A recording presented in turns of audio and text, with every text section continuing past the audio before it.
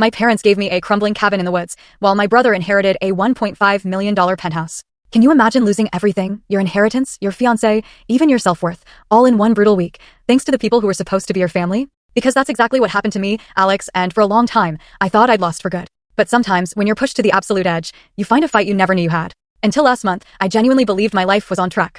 I'm 29, and yeah, my older brother Ryan was always the golden child, the one who could do no wrong in my parents' eyes. I just figured I was, tolerated. I'd built my own life, worked a decent job, saved up to get engaged to Emma, the woman I loved. We were planning our wedding, dreaming about kids, and I felt like I finally had my ducks in a row. Then, the universe decided to pull the rug out from under me hard. My parents passed away suddenly earlier this year, and when the will reading came, it felt like the final blow. Ryan strutted into the attorney's office in his custom suit, shaking hands like he owned the place, like he was the main character in some grand drama. Emma squeezed my hand, whispering that everything would be okay, that we'd figure things out together. God, if only I knew how wrong she was. The lawyer droned through the legal jargon, then hit the part that made my stomach drop into my shoes. Ryan, the golden boy, inherited my parents' $1.5 million penthouse in New York City, their entire investment portfolio, and my father's precious collection of rare vintage cars. And me? I was left with the family cabin. An old, falling apart shack deep in the woods that hadn't been touched in almost 2 decades. No money, no savings, no car, just a creaking, rotting cabin I hadn't even seen since I was 12. Ryan's smirk was sickening. He looked at me as if this was the most natural thing in the world.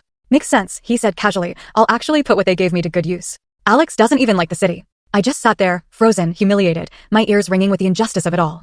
Emma shot me a look, a strange mix of pity and something colder I couldn't quite decipher. I mechanically signed the papers, desperate to just disappear. Later that night, the real storm hit. Emma was pacing our tiny apartment, agitated, her words like daggers. Alex, this is embarrassing, she spat, her voice laced with disgust. You can't seriously think we're going to live in some rotting shack in the woods. I tried to calm her, promised I'd figure something out, maybe sell the cabin, use the money as a down payment somewhere else. But she just shook her head, arms crossed, eyes narrowed. You'll never be a real man if you can't provide, she said, her voice chillingly cold. That one hit me like a physical punch. The next morning, I woke up to an empty apartment. Just a short note on the counter. She was gone. By the end of the week, I saw it on social media. Emma, living with Ryan, my own brother, happily sipping champagne on the balcony of what used to be my parents' penthouse. My penthouse.